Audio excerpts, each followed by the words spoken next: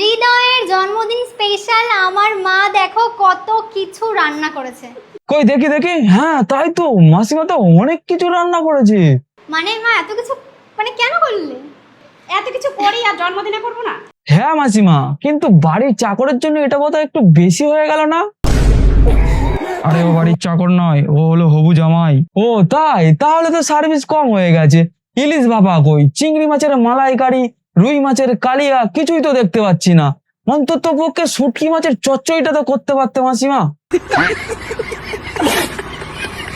সব থেকে স্পেশাল হচ্ছে পায়েস, যেটা মা আগে বলেছিল যে আমি কিছু করি না করি ওর জন্য পায়েস করবো এই জন্মদিনে।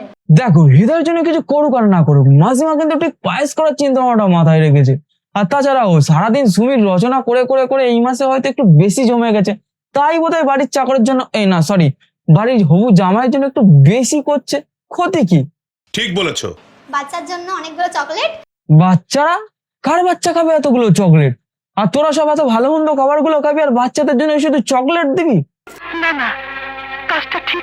আর হঠাৎ করেই হৃদয় সারপ্রাইজ দিয়েছে মাকে যে সবার জন্য, ফ্যামিলির সবার জন্য নিয়ে এসছে মাটন আর হচ্ছে কাতলা মাছ, তাই তো মা? হ্যাঁ। এই দাঁড়া দাঁড়া, জন্মদিনটা কার?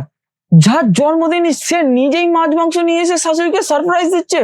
শোনা গো আমার। এদিকে মাসিমা আমার ভাবছিল কিছু করুক আর না করুক শুধু পায়েস খাইয়ে মালটাকে বিদায় করবে, কিন্তু না, এ তো দেখছি বলির পাঁঠা নিজেই সেজে গুজে চলে এসছে বলি হবে বলে।